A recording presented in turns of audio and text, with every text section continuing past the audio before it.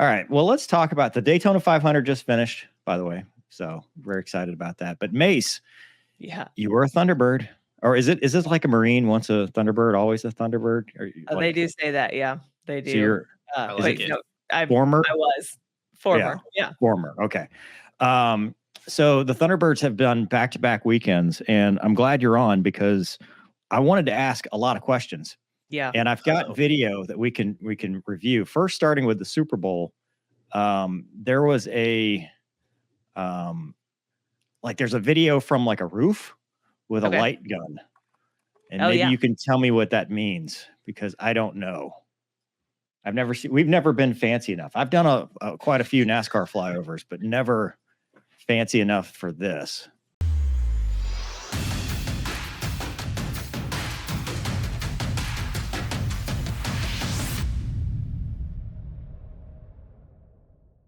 I mean, these dudes are high speed. Whoa. Yeah. Look at that, dude. You ever seen that before, Gonky? No. That's not the equipment we had in the Navy for flying. But wait, there's more. First, who are these people? Like, do y'all just have extra Thunderbirds hanging around? Yeah, well, it turns out there's 130 people on the team. Wow. This is 7 and 8. They're both F-16 pilots. You know, they do the FAM flights. They put the people in the back seat. They fly to the show sites early. So they're both qualified pilots, but they do all of this coordination type stuff as well.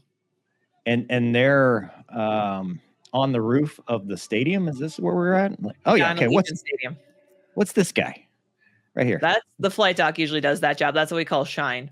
So it helps the boss visually pick up this aim point. So at air shows, we'll use it on show center.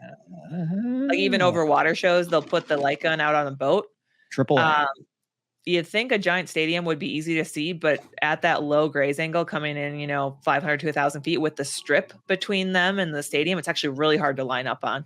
Yeah. Well, my old squadron flew over the wrong stadium. See, it can happen. It's like, yeah. Well, I mean, you lose stuff in ground clutter. In fairness, they built a new one right next to the old one, and they flew over the old one.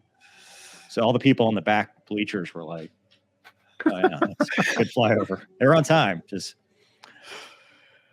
And this is old Reba. Was this the one? Hey, here they go.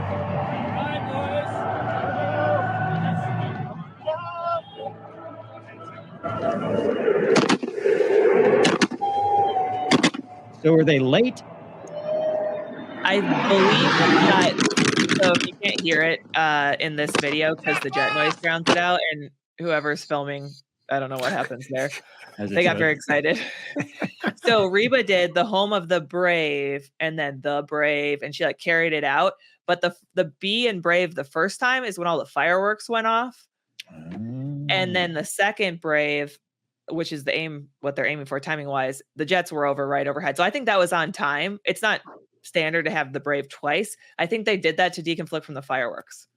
I'm going to give them that one on time. Yeah, this one today. So this is the one today. And I'm going to start it in the middle because I feel like Fox is going to come after me if I don't. So this is the coverage from Network TV. And it's the 82nd Airborne that is doing the singing, which every one of these things is not like the other. I don't know why the one person didn't want to wear the uniform of the day, but here we go. Oh boy. We're canceled. Send all hate mail to Gonky at trevorhartstock.com. Rod Hartstock. Yeah. So they're smoking pretty far out. Yeah, usually at least between 5 and 10 miles out.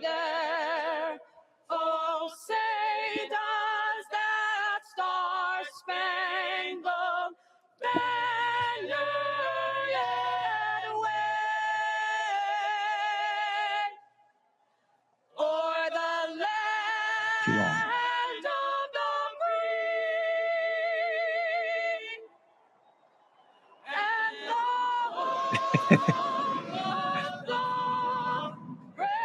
Nope. Oops. You guys suck. Dude, I don't know.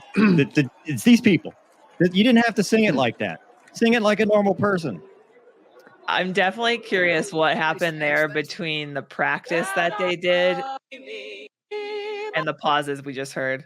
Yeah, Mace, because you guys, when you practice, you time them. Yeah. And then you establish the fact with them, listen, you guys sing at the right cadence because we're going to come back and do this again. It has to be right. Yeah. And I don't think a lot of people realize that the train is coming down the tracks when the national anthem is starting. Like, you don't have a lot of ability to adjust timing halfway through this because it's such a short song. So you don't have that much time. And the hold is like 20 to 30 miles away.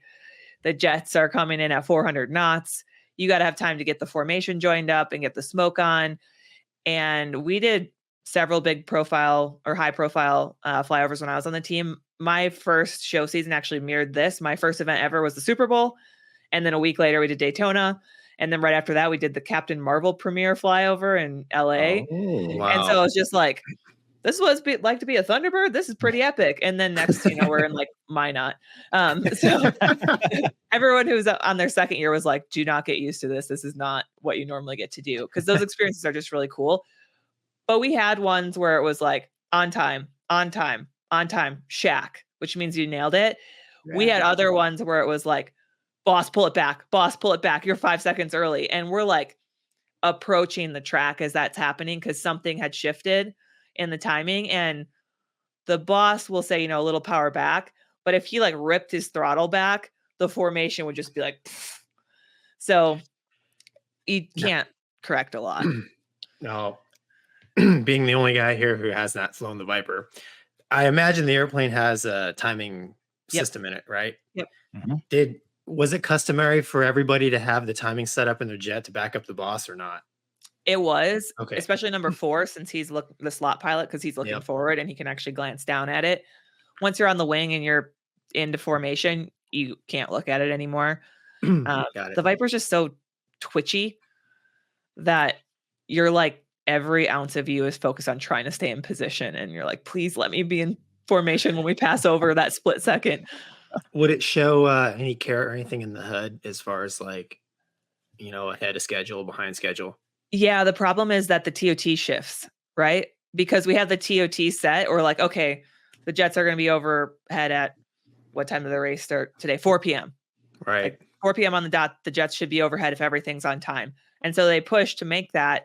And then the jets are 10 seconds out. And all of a sudden they're like, the new TOT is 4:05. And you're like, Right. Okay. I just curious if you had help. No, and we do. And that's what makes most of the flyovers on time, right? Is the turn and the hold and looking at the airspeed and the TOT and everything and having all those avionics to help you. But when the TOT moves in the short hairs, there's not a whole lot you can do about it. And so I feel bad for the team because I remember the first flyover I did for the Super Bowl, we were right on time, but the blimp was airborne.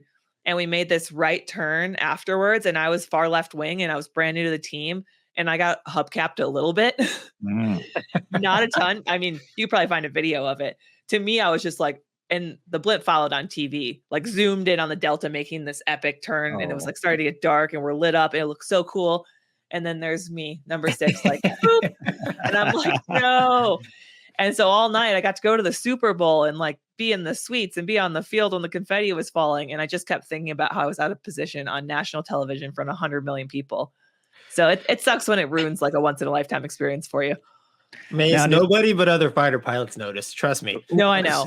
No, the actual Facebook group OFP is all they talk about is whether you were perfectly. Anyway, here comes the hate mail. Yeah. So I have a question though. Did you guys do any of like the stupid pet tricks of, staging the burner, going boards out, or is it always just a clean professional? Like, was there ever like, we got to make more noise, use burner? Not for the Delta flyovers, because trying to stay in formation that tight with 6 jets with the burner lit would be a nightmare. When we redid the show in 2020, the Diamond added a burner pass, and they come from behind the crowd now during the air show in full AB, and it's epic. But they're in like a root formation, a very loose formation. They are not in fingertip. Being in fingertip in afterburner with 6 jets would be a disaster.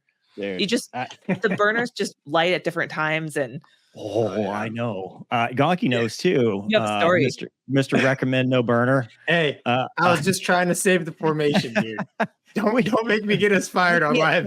There's not one story. There's so many stories of being either as 3 or 4, or 4 is the worst, but because you're at the tail end of the whip. But being in a formation and the guy's like, all right, burners now. And you're like, dude, we're about to get over the stadium. Why are we doing this now? Because that's when the burners all decide to light at different times. Yep. Well, but Mace, thank you for the insight into that. Yeah. Yeah, of course.